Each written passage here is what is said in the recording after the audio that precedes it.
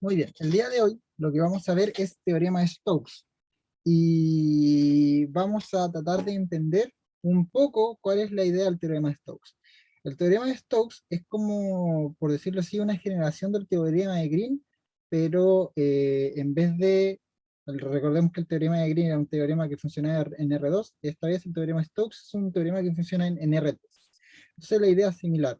El teorema de Stokes se ocupa para calcular integrales de línea, que como sabemos pueden llegar a ser complicadas, especialmente bajo las condiciones del teorema de Stokes, que es en este caso superficies denotadas por una curva cerrada, ¿cierto? Muchas veces esas curvas cerradas, continuamente diferenciables, suelen ser complejas porque, por ejemplo, cuando, no sé, hablamos de un cuadrado, en el caso del teorema de Green, esas eran 4 integrales que teníamos que hacer para calcular la integral de línea de esa región, más bien en esa línea en particular.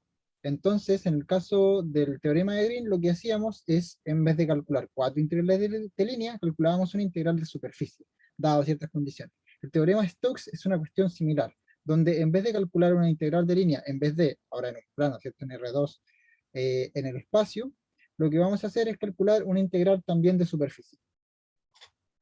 Muy bien.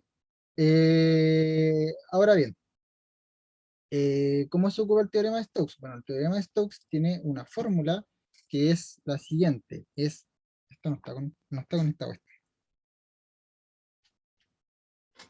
El teorema de Stokes dice que la integral de línea cerrada C del campo vectorial F, bueno, evaluado en R, ¿cierto?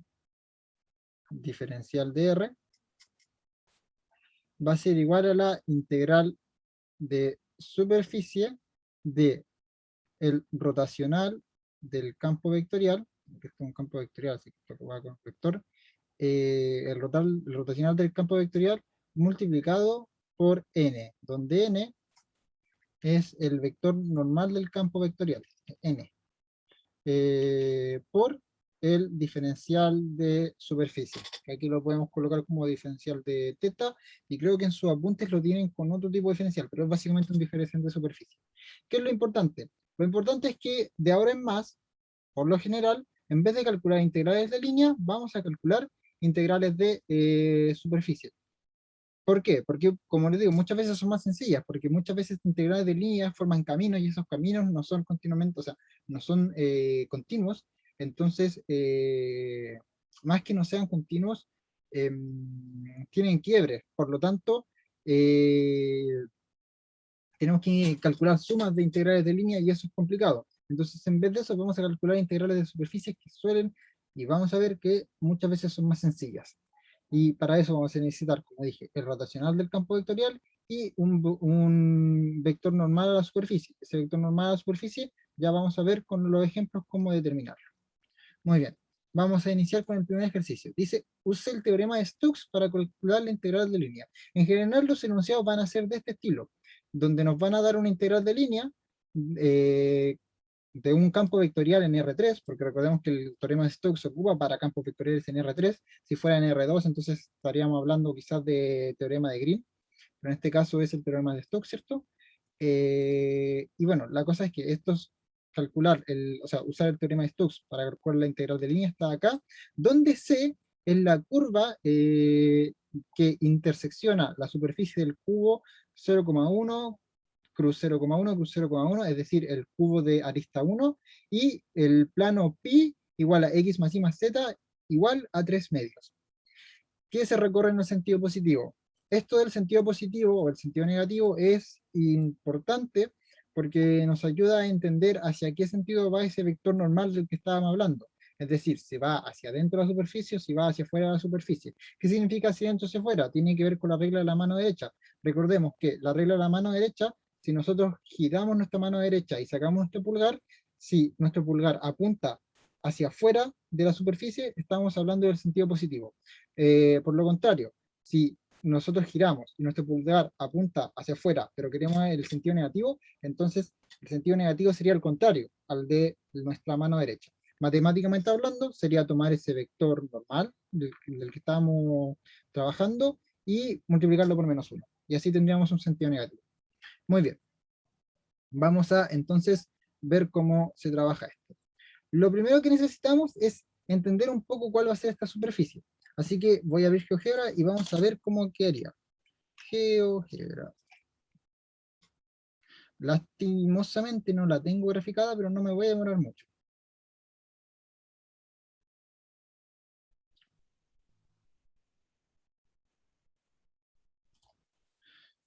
Comparto GeoGebra, nos vamos a esto y quiero aquí un cubo, concentro acá, arista acá y ya, ahí está, mi cubo, perfecto. Rayos. Ese punto, este punto no lo quiero borrar. Bueno, este es nuestro cubo, ¿cierto? Me voy a acercar un poco para que lo veamos bien. Este es nuestro cubo. ¿Por qué? Porque está formado por 0,1, cruz 0,1, cruz 0,1. Este es nuestro cubo. ¿Ya? Y tenemos el plano x más y más z igual a 3 partido en 2. Rayos. X más, ahí sí, más y más z igual, rayos. X más y más, es que no estoy apretando el más z igual, ahí sí, igual a 3 partido por 2. Ya, muy bien. Y este es nuestro plano. Entonces, quiero que nos fijemos en esta figura que se forma acá adentro. Si nos fijamos, uy, no sé por qué está eso ahí. Bueno, en fin. Si nos fijamos, aquí adentro se forma un hexágono. Entonces, la integral de línea que debiésemos calcular, la integral de línea de este hexágono, serían 6 integrales de líneas que tendríamos que calcular. Tenemos esa posibilidad o tenemos la posibilidad de calcular la integral de superficie de esta superficie que se forma acá, de este hexágono, que la verdad es que son mucho más fáciles. Para esto tenemos que nosotros determinar esta superficie acá, parametrizar por supuesto la superficie, la del hexágono, y empezar a trabajar. Así que, teniendo en cuenta esto, lo primero que nos vamos a dar cuenta, bueno, aquí nos podemos dar cuenta ya de que nos dan como un pequeño spoiler de cómo va a ser esta superficie, y si nos fijamos, esta superficie va a ser esta de aquí, que va a ir de aquí a acá, que va a ir de aquí a acá, que va a ir de aquí a acá, y que va a ir de aquí a acá. Que bueno, que esto básicamente son las regiones de integración, donde voy a borrar, me voy a mover así, y donde tenemos que X, ahí va entrando otra persona. La verdad es que veamos esto luego. Luego vemos cómo es la región de integración. Ahora me voy a volver a la guía para trabajar por lo que tenemos que trabajar. Sí, aquí está la guía. Saludos, Ian. Estamos viendo teorema de Stokes y estamos recién viendo el primer ejercicio. Lo que hicimos fue básicamente lo que vio al principio, era la región de integración en la que vamos a calcular esta integral de línea. ¿Ya? Así que no se preocupe, vamos a volver ahí en todo caso. Muy bien, entonces, vamos a cambiar esto, en vez de calcular esta integral de línea, vamos a calcular la integral de superficie. Esto recordemos que por el teorema de Stokes va a ser la integral de superficie S de el rotacional del campo vectorial, rayos, el rotacional del campo vectorial, multiplicado por el vector normal, producto punto, perdón, el vector normal diferencial de superficie. Muy bien. Entonces, primero calculemos el rotacional del campo vectorial. Recordemos que un rotacional, el rotacional del campo vectorial, se calcula con el determinante de esta expresión de acá.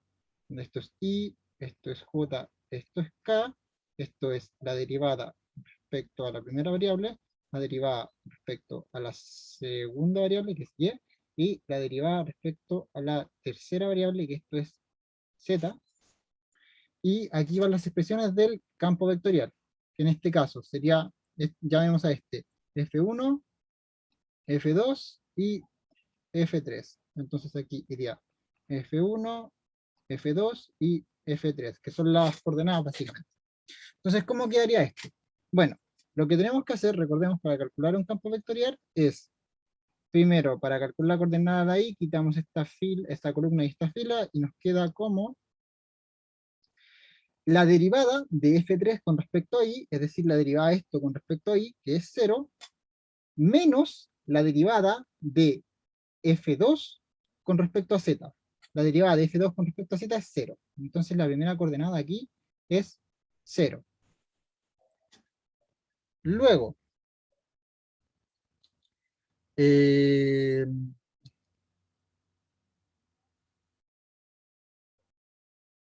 a ver, quiero ver si lo hice bien. Es la derivada de... No, lo hice al revés, porque es la derivada de f3 con respecto a...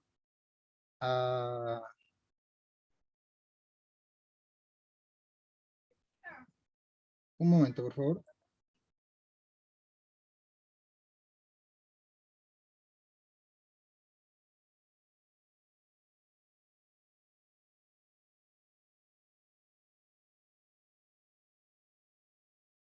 Y ahora sí, perdón.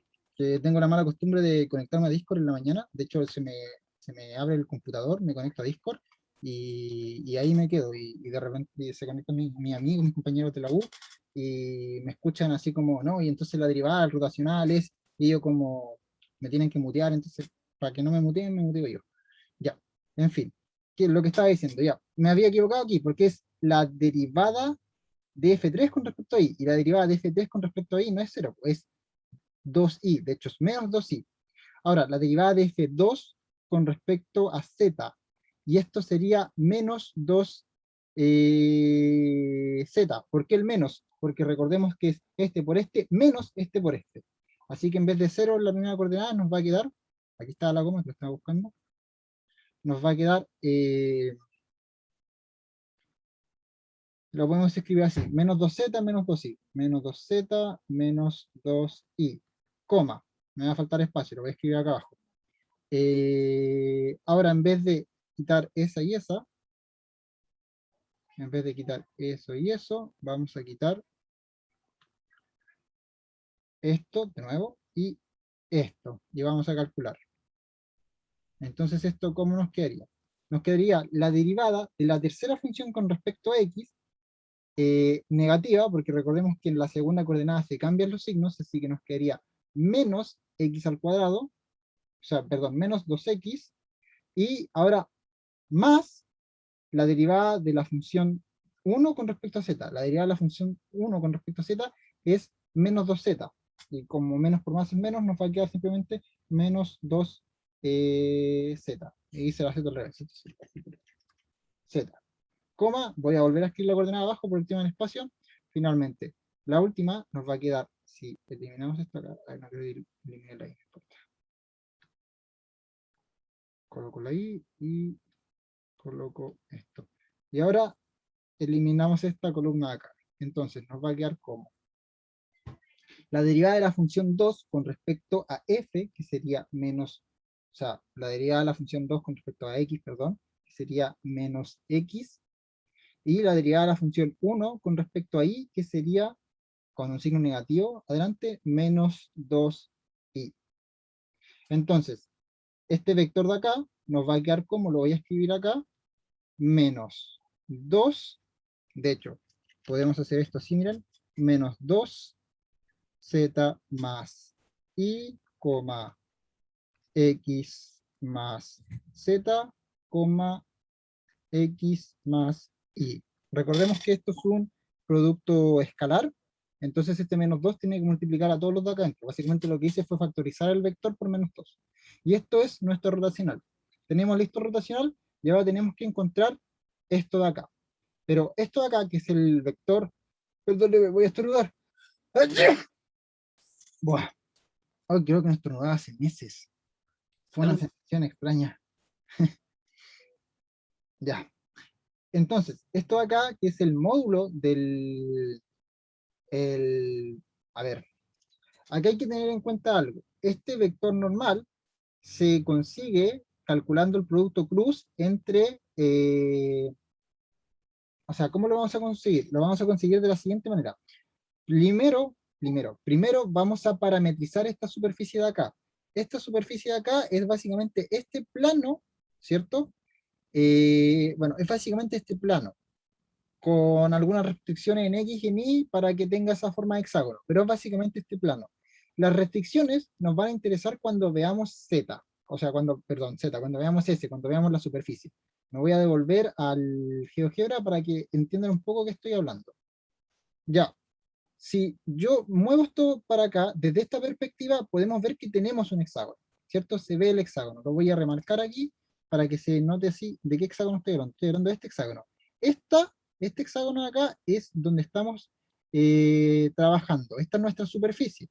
Y a esta superficie le tenemos que determinar el vector normal que va a ir de aquí hacia la pantalla básicamente. Imagínense que este punto va a salir hacia nosotros. ¿Por qué el vector sale hacia nosotros? Porque si aplicamos la regla de la mano derecha, nosotros giramos y queremos que esto sea en el sentido positivo, ¿cierto? El vector tiene que ir hacia nosotros, no queda de otra. Básicamente, hagan el ejercicio en su casa. Vean la posición en la que está ahora la pantalla, coloquen su mano, gírenla y saquen el pulgar. Les va a quedar, básicamente tienen que hacer esto. Voy a prender la cámara para que lo vean. Tienen que hacer esto, ¿cierto? Tienen que hacer así, así, y el pulgar, como notan, va a salir. ¿Por qué? Porque aquí, en esta parte de acá, está la base donde estamos apoyando nuestra mano. ¿Ok? Entonces, esa es la única opción, es la única dirección y sentido que va a tener el vector normal que estamos calculando. Así que básicamente es un vector normal al plano en general, no solamente a esa región de ahí, sino que el plano en general, porque ese hexágono está contenido dentro de todo este plano más grande. Así que nos basta con con parametrizar el plano sin fijarnos en qué regiones de X y de Y. ¿Por qué digo de X y de Y? Porque un plano se puede parametrizar en función de X y de Y nomás. No necesitamos hacer como estos cambios trigonométricos, cosas de este estilo. Voy a apagar la cámara. Eh, con lo que nos va a quedar, no, después vamos a ver el tema de los límites. Los límites los vamos a ver cuando trabajemos con la superficie. ¿Cuál sería la superficie que tuviéramos que trabajar? Esta que vamos a ver acá, que sería esta que dibujé en delante y que voy a buscar ahora. Esta va a ser después la superficie en la que vamos a tener que trabajar, que aquí forma una especie de, ¿cómo se llama esta figura geométrica? Es como un hexágono extraño, eh, no un hexágono regular, básicamente. En fin, me devuelvo aquí, a la guía, y seguimos trabajando. Hoy perdí todo. Pero recuerdo cómo era el vector en todo caso. El rotacional nos había dado -2, -2 y más z, z más x, x más y. Sí, exactamente, tiene forma de rupia. Sí, muy bien. Y ese era nuestro rotacional, el vector rotacional. Muy bien, tenemos esto y ahora, como les digo, nos falta encontrar ese n. Pero antes de encontrar ese n, que es ese vector normal al plano, tenemos que encontrar la parametrización del plano. La parametrización de este plano es inmediata. Va a ser ρ de x, y igual a x, y, 3 medios menos x más y. Y este entre paréntesis. ¿Qué fue lo que hice? Despejé z y escribí z en función de x más y. Una parametrización inmediata. Listo. Entonces tenemos la parametrización y tenemos el rotacional. Ahora, para esta parametrización, lo que vamos a hacer es calcular la derivada de la parametrización o del plano, básicamente, con respecto a su primera coordenada, y lo vamos a hacer producto cruz, la derivada de el plano, ¿cierto? O sea, la derivada del plano, perdón, con respecto a su segunda derivada, o a su segunda coordenada. Vamos a calcular esto. ¿Esto cómo nos va a quedar? Esto nos va a quedar como esto es IJK, y esto nos va a quedar, esto va a ser 1, 0, menos 1, y acá nos va a quedar 0, 1, menos 1, y tenemos que calcular esto. Muy bien, vamos a calcular esto nos va a dar 0, menos 1, menos 1, 1, coma, menos 1, menos 1, menos 1, más 1, 0, más 1, y acá nos va a quedar como 1, 0, 1. ¿Ok? No sé si se fijaron cómo lo calculé, no hay ningún problema, ¿cierto? Este es calcular un determinante ya básico. ¿Lo explico o se entiende, cierto? ¿Se entiende cómo calcular este determinante?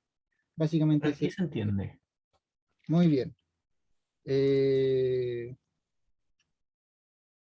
Catalina, ningún problema, ¿cierto? Con el determinante. Ya, perfecto. O sea, no sé si hay un problema o si continúa. Ya hay juegos gratis esta semana en Steam. Perdón, en Epic, para que sepan. A mí me acaba de avisar mi computador. Ok, continuamos entonces. Tenemos el vector y aquí, si ustedes revisan apuntes o cualquier otra cosa, van a encontrar que este vector tiene que ser unitario. Ok, entonces luego tenemos que calcular el módulo de este vector y, bueno, dividirlo por su módulo. Pero luego, recordemos que la fórmula tenía un diferencial de área. Cuando nosotros trabajamos con este diferencial de área, esto se cambia por el vector de n por, el vector de n me refiero al vector del módulo, ¿cierto? Por un diferencial, por ejemplo, x diferencial de y, que es por los diferenciales que vamos a calcular la superficie. Entonces, al final, va a quedar esto dividido por su módulo y luego multiplicado por su módulo, diferencial de x, diferencial de y, es decir, los módulos se van a eliminar. Así que no me va a interesar que el vector sea unitario, porque después voy a tomar este módulo al que lo dividí este vector y lo voy a simplificar. Así que me basta solamente esto. Esto me basta para encontrar ese valor que estábamos buscando. Y ahora bien, también es importante fijarnos si este es el sentido positivo, ¿ok? Y en realidad sí lo es, porque todas las coordenadas son positivas. Uno es positivo y uno es positivo, X y Z son positivos. Entonces esto definitivamente apunta hacia arriba, hacia afuera, si seguimos la regla en la mano derecha. Así que este era el orden correcto. ¿Por qué? Porque recordemos que el cálculo del producto cruz es anticonmutativo, es decir, por ejemplo, B cruz U es igual a menos U cruz B, ¿ya? Es decir, si calculamos el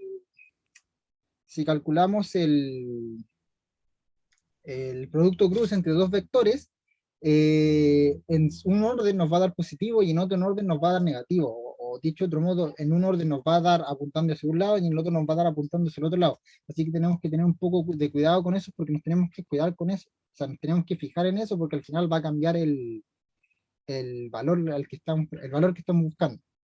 En fin, voy a borrar lo que no nos sirve y me voy a quedar con lo que nos interesa. Vamos a borrar esto, vamos a borrar esto, vamos a borrar esto. Esto nos interesa, esto ya no, porque ya lo utilizamos, y esto tampoco, ya lo utilizamos. Y de hecho, esto tampoco nos interesa. Así que tenemos esto, tenemos eso de ahí, que lo voy a mover.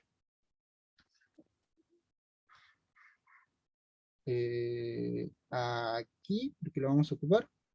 Recordemos que aquí va un producto punto, y esto va por una integral doble de superficie diferencial. Vamos a ver al tiro el orden, en qué orden va a ir. Así que para eso devolvámonos al GeoGebra y veamos más o menos cómo determinamos esta rupia que hablamos. Ya, aquí no recuerdo bien cuál es X y cuál es Y, así que supongamos que la recta roja es X y la recta roja es Y. Si al final va a dar lo mismo a la hora de plantear esta rupia. No, mejor hagámoslo bien. A ver, home. Ok. Donde, si yo giro para acá, este es X y este es Y. Ya, muy bien. El rojo, efectivamente, el rojo era X y el verde es Y. Ya. Entonces, bueno, esto está, déjenme agrantar un poco esto. Ya. Rayos. Ahí, ya, muy bien. Entonces, ¿cómo sería esto? Necesitamos encontrar esta recta de acá y esta recta de acá. Pero si se fijan, estas rectas realmente son fáciles de encontrar, porque esta recta de acá es la recta y igual a menos x más un medio, ¿ok? Y esta recta de acá, la otra es paralela, así que es y igual a menos x más 3 medios. Esas son estas dos rectas, ¿ok? Y además tenemos esta recta de acá, esta recta de acá, esta recta de acá y esta recta de acá. Pero esas rectas también son sencillas. Lo que sí, vamos a tener un par de inconvenientes. Porque vamos a tener que definir esto, vamos a tener que partir esto en dos regiones, según como lo veo. Sea como sea que hagamos esto, vamos a tener que partirlo en dos regiones. ¿Por qué? Porque aquí, en esta región, llamamos a esta región 1 y a esta región 2. En la región 1 vamos a tener que X va a ir desde I, no, menos I más un medio, es decir, desde esta recta de acá hasta, este sería como X menor o igual que, aquí iría el X, déjenme borrar esto, hasta este valor de acá que es 1. Y en la región, todo esto en la región 1, ¿ya? Todo esto en la región 1. Y iría desde 0, iría desde 0 hasta un medio, 0,5. Esta sería la región 1. Y en la región 2 tendríamos que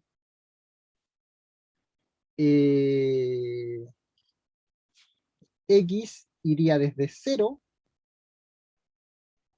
hasta esta recta de acá, que es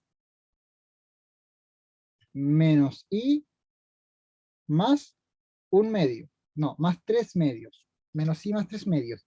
Y I iría desde un medio, es decir, desde acá, fíjense, desde un medio, perdón, desde un medio, y hasta 1. 1 simplemente. Y esas serían nuestras regiones de integración. Entonces, ¿cómo quedaría la integral?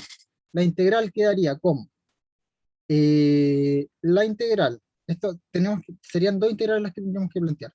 La integral desde, partamos con la región 1, la región 1 sería de 0 a 1 medio, recordemos 0 a 1 medio es desde aquí hasta acá, de la integral desde esta recta de acá, que tiene por ecuación menos i más 1 medio hasta esta recta de acá, que tendría por ecuación 1, ¿de qué cosa? De menos 2 factor de menos 2 factor de y más z, z más x, x más y por el vector 1,1,1 diferencial de x, diferencial de y.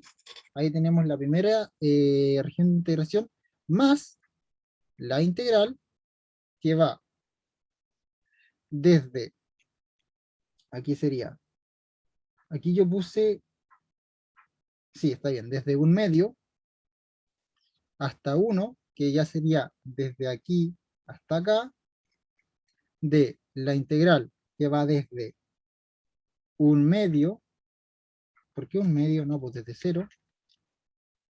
0 hasta menos i más 3 medios. ¿De qué cosa? Bueno, esta misma expresión de acá, que calculémosla al tiro. Esto nos quedaría menos 2 factor de i más z más eh, y más x más y. Creo que aparece todo dos veces. No, la pura x aparece una sola vez. Lo demás no. Aquí me equivoqué. Ahí sí, esto era X, así que esto es X. Sí, sí, ahí sí, tiene sentido. Aparece cada una dos veces. Ya. Diferencial de X, diferencial de Y. Y luego simplemente nos quedaría resolver esta integral. Por cierto, de cosa importante, Z, este Z que tenemos acá, realmente no es Z, sino que lo tenemos que despejar de la parametrización que habíamos hecho. Nuestra parametrización era que Z era igual a 3 medios menos X menos Y. Y esto es importante, porque con este menos X y este menos Y, este Z va a eliminar a esto de acá y va a dejar simplemente un, o sea, básicamente, o apt con rayos.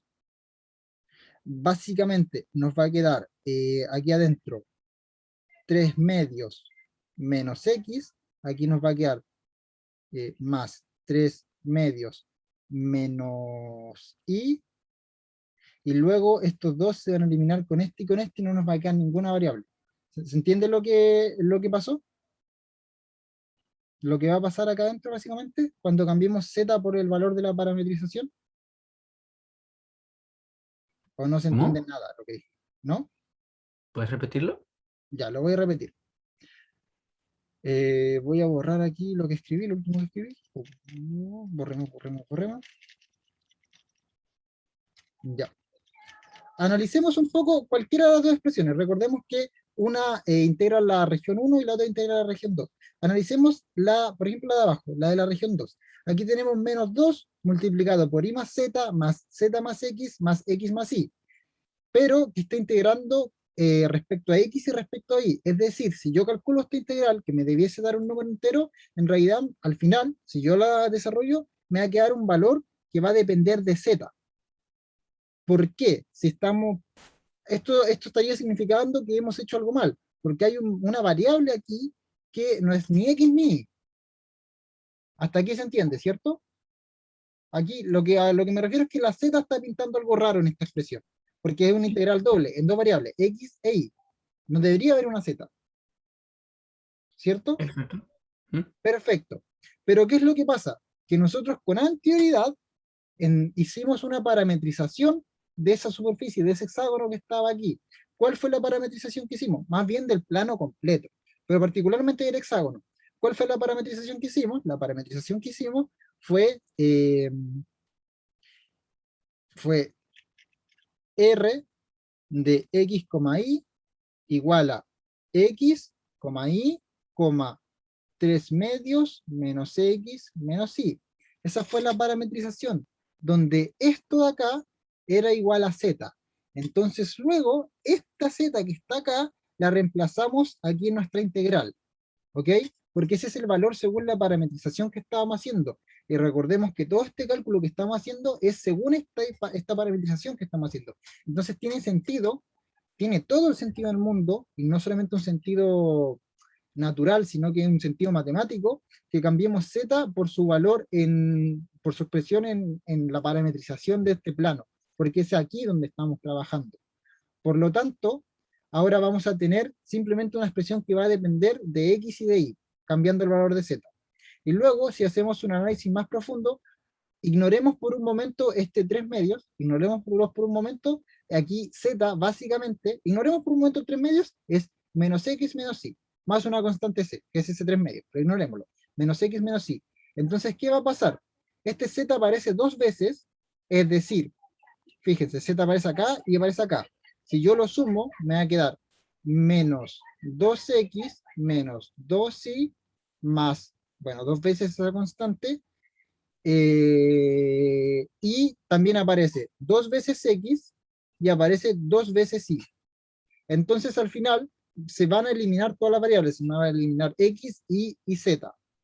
Y lo único que me va a quedar es la integral de esta área de acá, o sea, la integral de esta superficie de acá. Básicamente una integral de área. El área de esta figura más o menos como no es que no es un rectángulo, es de esta rupia básicamente, sí. Es la integral de esta rupia. Entonces, esto va a ser una constante que va a ser el cuádruple, no, menos el cuádruple de C, porque bueno, aquí hay un menos 2, ¿cierto? Entonces va a quedar menos el cuádruple de C por el área de esta figura. Y ya está. Y ese es el cálculo que teníamos que hacer. Y bueno, el área de esta figura no es difícil de determinar, porque este es la región 1 y la región 2 son, ¿cómo se llaman estas? Se llaman, eh, bueno, la fórmula es básicamente la altura multiplicada por la semisuma de las bases, pero la altura aquí es esta, y la semisuma de las bases es esto más esto partido por 2 multiplicado por la altura. Y ese es el cálculo de eso, y luego si lo multiplicamos por 2 nuevamente, obtenemos el área de la región 1 y el área de la región 2. Entonces, básicamente, hacer todo este cálculo se resume a calcular eh, un medio multiplicado por 2 multiplicado por 0 con, bueno, un medio básicamente, un medio más 1 partido por 2. Entonces, y esto multiplicado por esta constante que estaba acá, que eran menos 4, menos 4 por 3 medios. Y este de acá es el valor de la integral de línea que estábamos calculando. Hasta aquí, ¿hay alguna duda, alguna consulta? Lo último que dije, ¿se entendió o ya eso fue demasiado, ya ahí me fui como en la bola?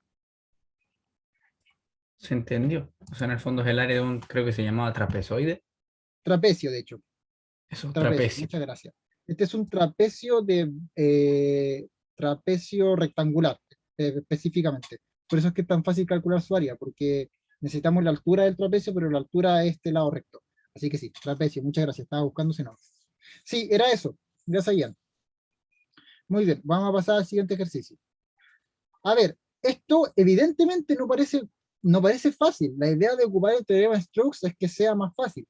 Yo entiendo que evidentemente no parece fácil, pero ciertamente es mucho más fácil hacer este cálculo que borrar esto y calcular 6 integrales de línea, que sería la integral de línea de aquí a acá, más la integral de línea de aquí a acá, más la integral de línea de aquí a acá, más la integral de línea de aquí a acá, bla, bla, bla, etc. Si se fijan, al final lo único que tuvimos que hacer es agarrar un montón de constantes y multiplicarlas por el área de este doble trapezoide, por decirlo así, de esta rupia. Entonces, ciertamente sí es más sencillo, sí es más fácil, por muy complicado que parezca en la práctica. Muy bien, siguiente ejercicio. Aquí nos dice calcule la integral de línea, siendo C una parametrización de las curvas intersección de las dos superficies. Ya, aquí tenemos dos formas de hacer este ejercicio, o calculando la integral de línea o ocupando el teorema de Stokes, si es que es posible. Así que tenemos que ver si esto cumple las condiciones del teorema de Stokes. ¿Cuáles son las condiciones del teorema de Stokes? Básicamente necesitamos una superficie que está acotada por una curva cerrada de Jordan. ¿Ok? Vamos a ver si eso es cierto. Esto de acá nos podemos ver rápidamente, o sea, nos podemos dar cuenta rápidamente que es un elipsoide. ¿Ok? Es como una esfera achatada, ¿cierto? Y esto de acá es un plano. Es un plano con una inclinación ciertamente diagonal.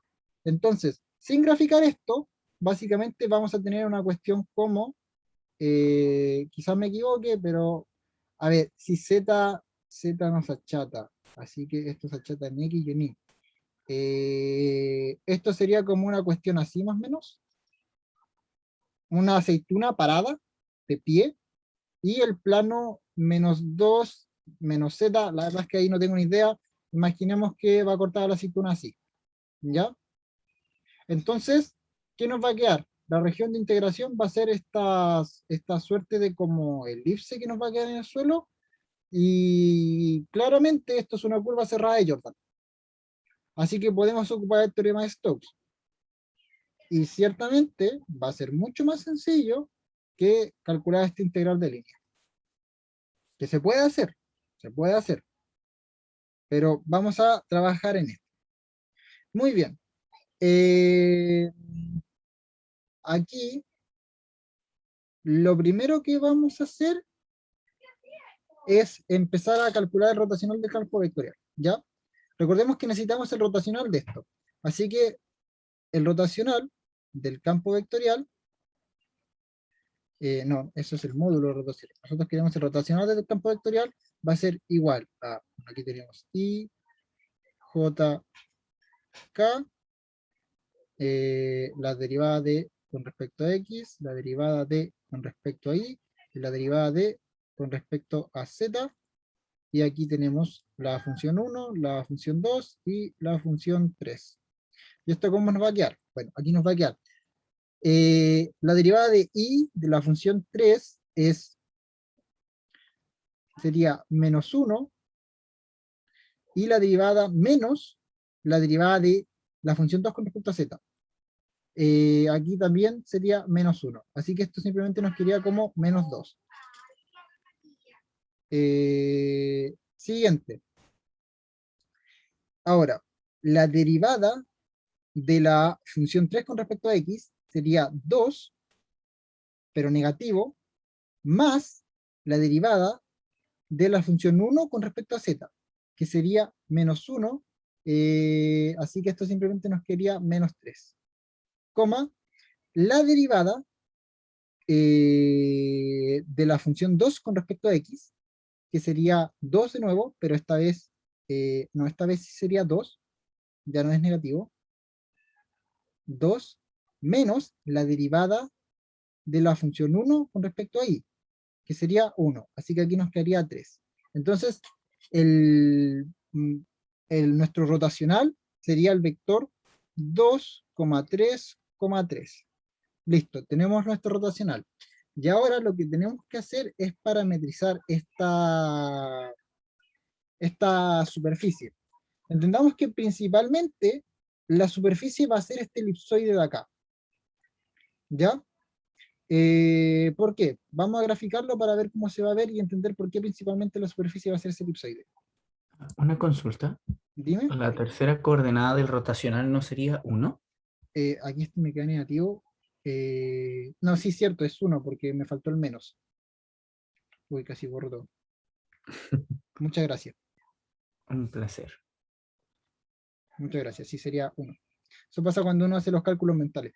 Y bueno, tiene este espacio que tiene en la pizarra para escribir. Ya, como iba diciendo, vamos a graficarlo para ver más o menos cómo queda. Acá, damos esto, y a ver qué tan cercana me quedó mi representación. No, no guarda. Ya la expresión era 4x elevado al cuadrado más 4y elevado al cuadrado más z elevado al cuadrado era igual a 4, ¿cierto? Igual a 4. A ver, Exacto. sí, ya, muchas gracias. Queda justamente como una aceituna. Y lo otro era 2z menos x, o sea, no, 2x menos z, igual, ¿a cuánto era? ¿A 0? Sí, Igual a, igual a 0. ya, sí, efectivamente, igual a 0. Entonces, si justamente nos queda como una aceituna atravesada por este plano acá. Entonces, si nosotros vemos la región de acá, no, la región aquí es media extraña, porque sería esta como curva acá y luego la circunferencia completa acá, ¿ya? Hasta, bueno, hasta este punto de acá. Entonces, la región de integración es rara, pero ya vamos a trabajarla. Aquí perfectamente podríamos dividir esto en dos regiones de integración. Básicamente son, bueno, se forma esta elipsoide de acá y luego aquí, si nos damos vuelta hacia abajo, se forma esta elipsoide de acá, que es la misma. Entonces nuestra región de integración es esta elipsoide, es esta curva de aquí, si nos fijamos.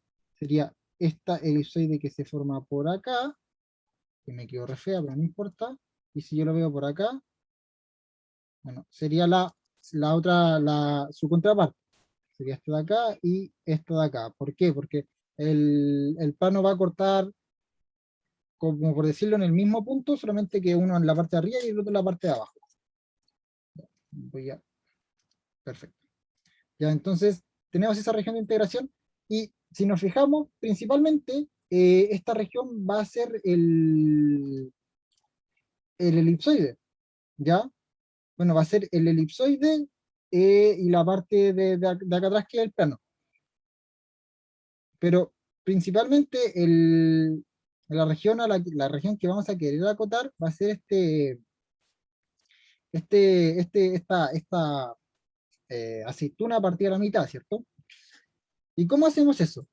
Bueno, para acotar esta región vamos a tener que el rotacional, perdón, no el rotacional,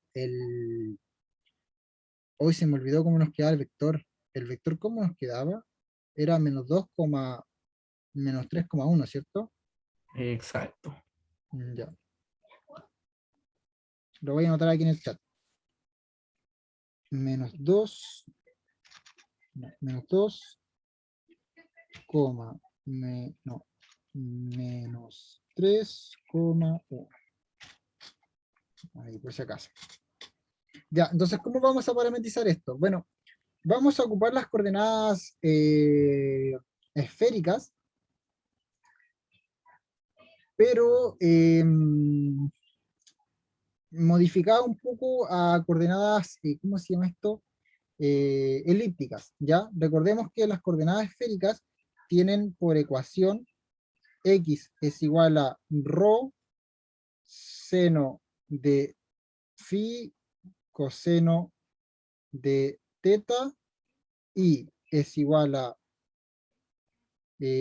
rho seno de phi seno de teta y z es igual a rho coseno de phi. Recordemos que esto es así. Entonces, lo que vamos a hacer es, estas coordenadas por lo general, lo que nos representan, cuando el rho es constante, es una esfera, ¿ya? Pero lo que vamos a hacer aquí es cambiar el rho. El rho lo vamos a hacer 4 y 4 para coincidir con este 4x de acá y este 4 de acá, y el z lo vamos a escribir, el rho del z lo vamos a hacer 1. Entonces siempre nos va a quedar como x igual a 4 seno de phi coseno de teta, el i lo vamos a escribir como 4 seno de phi coseno de teta, y el z lo vamos a escribir como coseno de phi. Y de este modo, si nosotros tomamos estas coordenadas y las metemos a esta expresión de acá, nos vamos a dar cuenta que al final nos va a quedar un 4 igual a 4, que es lo que estamos necesitando. De hecho, no es 4, es 2. Es 2 estos acá. Estos de acá son 2. 2 y 2. Ahí sí, sí, ahí sí. Nos va a quedar aquí un 4 igual a 4 si metemos esto acá dentro. Muy bien, entonces la parametrización ρ sería de phi, teta igual a 2 seno de phi coseno de teta, 2 seno de phi seno de teta, coseno de phi. Esa sería nuestra parametrización. Y ahora lo que vamos a hacer es encontrar ese vector normal. ¿Cómo va a ser nuestro vector normal? Bueno, nuestro vector normal va a ser el diferencial, que estoy hablando, la derivada de ρ con respecto a phi, cruz la derivada de ρ con respecto a teta. Y esto no queremos el módulo. Queremos ver cómo queda esto. Entonces, vamos a ir viendo. La derivada de la primera componente con respecto, voy a calcular las derivadas acá abajito. Esto me va a quedar 2, la derivada del seno es coseno, así que nos va a quedar 2 coseno de phi, coseno de teta, 2, lo mismo, no lo mismo, coseno de phi, seno de teta, 0, y esto es de ρ respecto a phi, y vamos a calcular de ρ con respecto a teta, que no lo voy a escribir por cuestión de espacio, pero recordemos que es de ρ con respecto a teta. Aquí nos quedaría menos 2 seno de phi, seno de teta, coma 2 seno de phi coseno de teta, seno de phi coseno de teta, coma menos seno de teta. Aquí no. Aquí me equivoqué, esto era de phi. Aquí es 0, este sí es 0, y este de aquí es menos seno de phi. Ahí me había equivocado. Sí, porque la última coordenada depende de phi, no de teta. Menos seno de phi. Ahí sí. Y procedemos a hacer el producto cruz. Ok, el producto cruz, lo primero es este por este que es 0, menos este por este, entonces nos va a quedar más, nos va a quedar positivo 2 seno de phi al cuadrado coseno de teta, coma. Ahora, es la primera coordenada por la última que es 0, menos, eso queda así, menos, más este por este, así que nos va a quedar más seno de phi cuadrado, seno. Así que nos queda 2 seno de phi cuadrado seno de teta, coma, ahora esto por esto, menos esto por esto. Nos va a quedar 4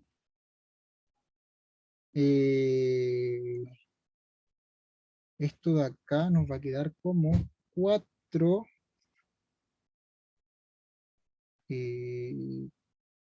seno de phi, seno de phi, coseno de phi, coseno cuadrado. 4 seno de phi, coseno de phi, coseno cuadrado de teta.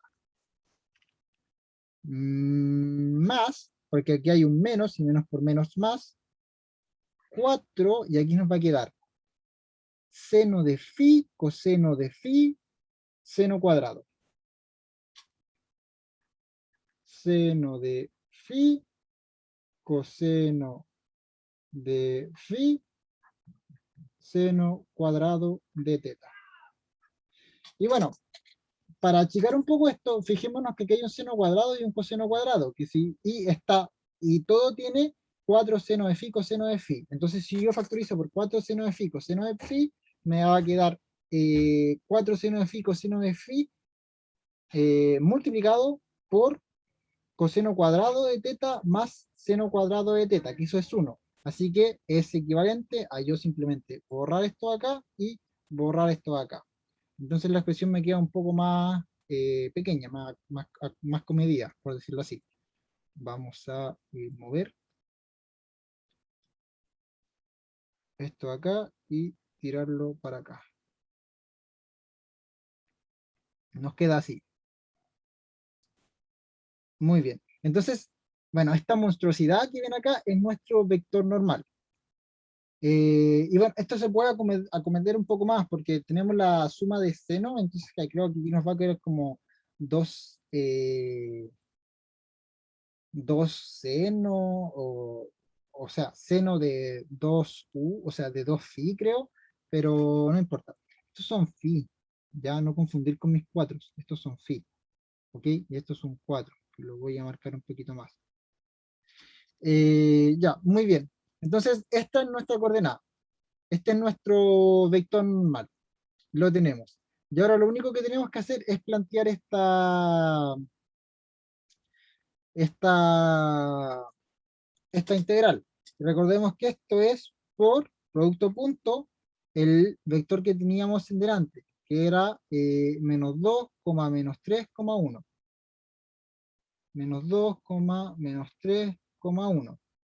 Y esto va a ir dentro de una integral que va a tener los límites de integración de esta elipse de acá. Entonces ahora lo que tenemos que hacer es determinar cómo va a ser esta elipse, bueno, en las coordenadas elípticas que estábamos trabajando.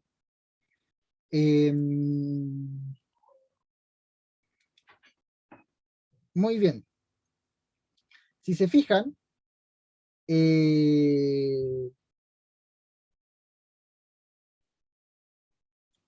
vamos a ver qué coordenadas va a tener esta elipse. Esta elipse, lo que tenemos que hacer acá, voy a borrar un par de cositas porque voy a empezar a trabajar con algo. Es que ese valor gigantesco de ahí no lo quiero perder. Así que lo voy a tratar de memorizar. Seno, coseno, seno, coseno. Ya. Voy a borrar unas cositas, lo memoricé, así que vamos a hacer, ahora lo que vamos a hacer es plantear la región de integración. Necesitamos esta elipse de acá, esta elipse que se forma acá. Ya, eso es lo que necesitamos. Muy bien. Entonces, para encontrar esta región de integración, lo que tenemos que encontrar es básicamente la ecuación de esta elipse. Y para encontrar la ecuación de esta elipse, uno de los puntos importantes va a ser este de acá, o consecuentemente el que va a estar acá. Entonces tenemos que ver cuál es este punto de acá. Podríamos hacer trampa y acercar esto para ver más o menos cuánto vale, pero ya podemos ir viendo que esto va a ser una raíz de algo en particular.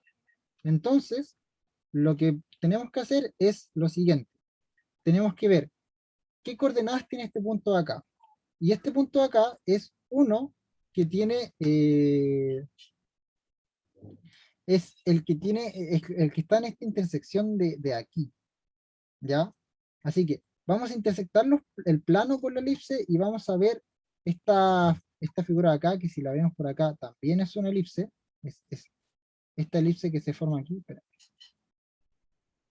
Acá, no quiero girar, déjate girar, quiero acercar un poco así, y no sé si se fijan, esta como elipse de color que está acá adentro, bueno, esa es la elipse que queremos, ¿ya?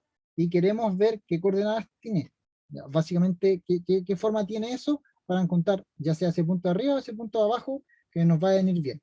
Y encontrar su proyección en el plano XY. Entonces, ¿cómo hacemos eso? Tenemos que intersectar las ecuaciones. Si intersectamos las ecuaciones, nos va a quedar que x al cuadrado más 4i al cuadrado más x, no, 4x al cuadrado tiene que ser igual a 4. Aquí lo que hice fue el z lo pasé para este lado y cambié z por 2x al cuadrado. Entonces aquí nos va a quedar que 8x al cuadrado es, o sea, 8x al cuadrado más 4i al cuadrado más 4i al cuadrado tienen que ser igual a 4. Y con esto encontramos la ecuación de esa elipse que estábamos buscando. ¿Ya? Si yo planteo esta ecuación de la elipse acá, 8x elevado al cuadrado más 4i elevado al cuadrado tiene que ser igual a 4. Aquí me va a quedar, me debe quedar como un... Sí, justamente eso, me queda un cilindro porque aquí hay como un 0z porque estoy trabajando en el 3, ¿ya? Pero nosotros nos vamos a quedar solamente con, vamos a dejar ver esto, nos vamos a quedar solamente con rayos, esto gira, nos vamos a quedar solamente con esta proyección de acá, ¿ya? Básicamente la proyección de este cilindro al plano XY, que ahora no se ve, no sé por qué. Está girando, no quiero que gire, déjate girar. Ahí está, ahí dejó de girar. Ya, nos vamos a quedar solamente con esa proyección. Entonces tenemos que ver cuáles son los límites de esto de acuerdo a nuestras coordenadas. ¿Ya? Evidentemente, si nosotros cambiamos x por el valor que habíamos cambiado, aquí teníamos que esto x era igual a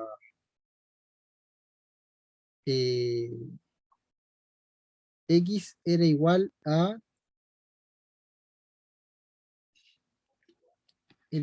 2. ¿Cómo era esto? Era igual a, entonces esto nos va a quedar como 4 seno de phi coseno de teta más, y esto Esto elevado al cuadrado, esto elevado al cuadrado, y esto multiplicado por 8, más 4, no, 4 por 4, 8, no, 16, seno cuadrado de phi, seno cuadrado de teta. Y esto igual a 4. Entonces, ¿cómo nos va a quedar esto? Bueno, esto nos va a quedar como 4 por 8, ¿cuánto es 4 por 8? 32, si mal no estoy. 32 seno cuadrado de phi, coseno cuadrado de teta, más 16 seno cuadrado de phi, seno cuadrado de teta, igual a 4.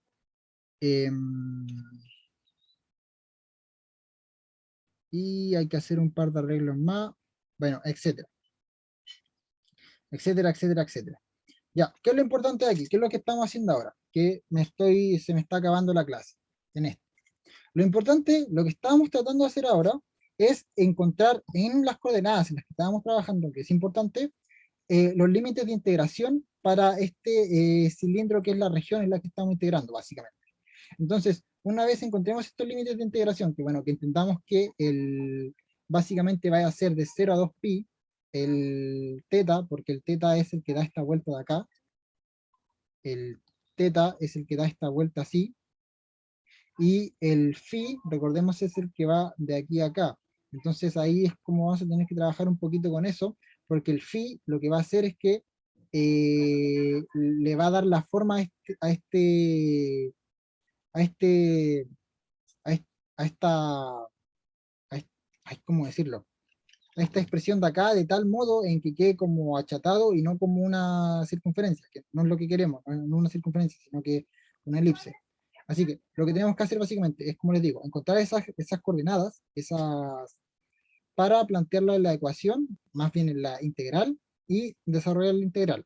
Entonces básicamente tenemos todo. Tenemos la región de integración, tenemos el valor del producto cruz que habíamos hecho, tenemos que es el rotacional, tenemos el rotacional, teníamos el vector normal a la superficie y teníamos la región de integración. Así que teníamos todo lo que necesitamos para calcular el teorema de Stokes. ¿Ok? ¿Se entiende?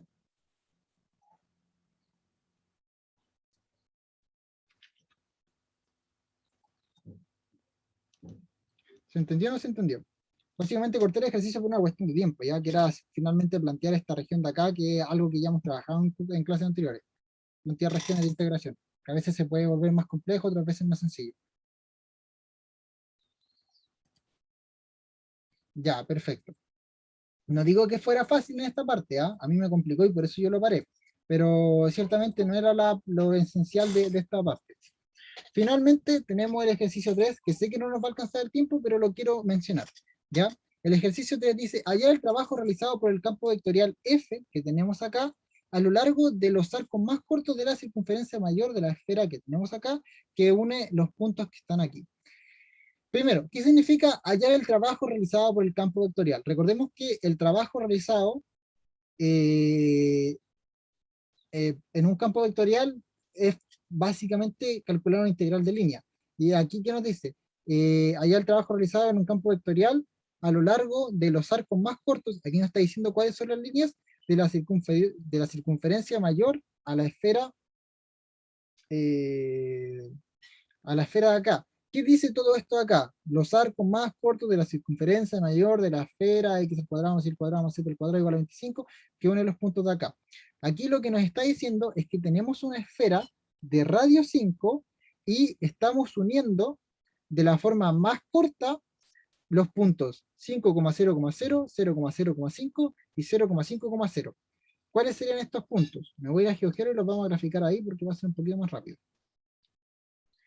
Vamos a esconder esto. Vamos a primero poner la circunferencia, o sea, la esfera, que va a ser una esfera de centro en el origen y radio 5, gracias a esta herramienta. Y vamos a colocar los puntos.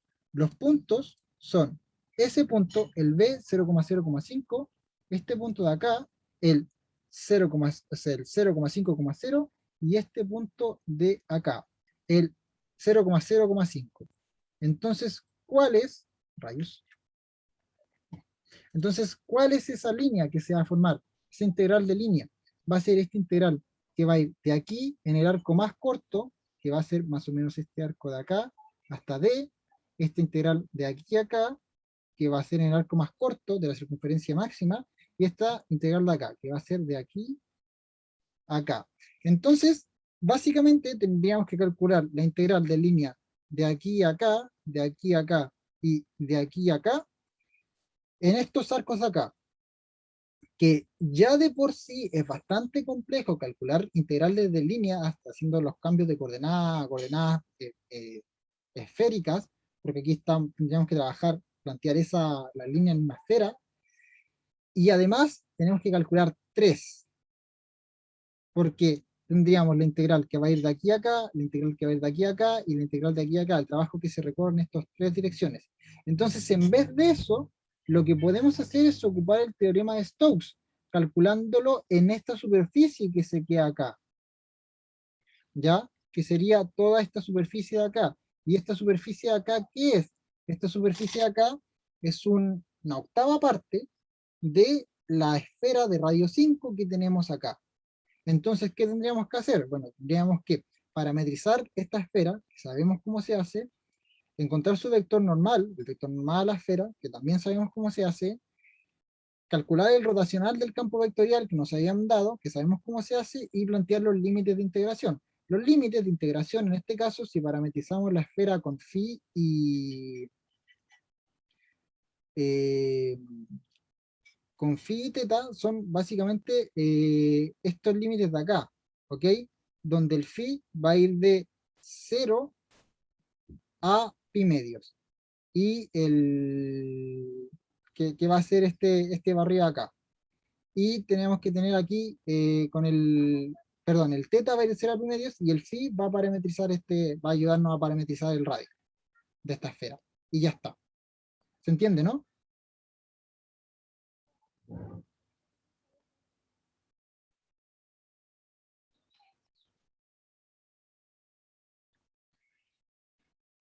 Lo que hay que hacer, ¿queda claro?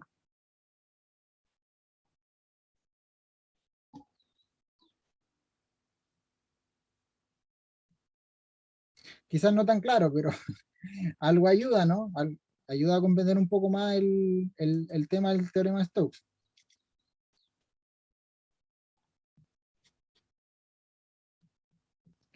Imagino que sí. A ver, la clase ya terminó por tiempo. Si hay alguna duda me la pueden hacer. Yo les digo que ya de por sí esta es la materia final del curso. Esto, el campos conservativo en R2 y teorema Gauss. Ya vendría siendo lo último. Y por tanto, es lo más difícil del curso. Realmente es complicado. A mí me cuesta bastante. Yo he dado este curso ya 3 veces y a mí me sigue costando. Así que no se sientan mal, no se ofusquen porque les cueste, van a tener que ver varios videos en internet, hagan eso principalmente, repasar las clases del profesor, tanto el profesor Enzo como el profesor Jorge, y leer los apuntes, y darle varias repasadas a los apuntes. Yo les recomiendo algo que me sirva a mí personalmente, y espero que les sirva a ustedes, primero léanse los apuntes, luego vean la clase del profesor, y luego vean un video en internet. Si hacen esas 3 cosas, les va a quedar completamente claro. ¿Ok? En ese orden específico. Porque primero ustedes leen los apuntes, no van a entender absolutamente nada, prácticamente nada, pero luego van a ver la clase y el profesor va a hacer referencia a esos apuntes y van a decir, ah, ya entiendo. Y luego van a ver un video en internet y van a decir, ah, ya entiendo, de esto estaba hablando el profe. Entonces van a tener ese proceso 3 veces y ya la tercera les va a quedar completamente claro. Ese es mi consejo en general con todo, no con esto solamente, con cualquier cuestión, de verdad. Especialmente si tienen profesores tan buenos como el profesor Jorge o el profesor Eduardo. Enzo, perdón, no Eduardo. Enzo. En fin. Voy a dejar de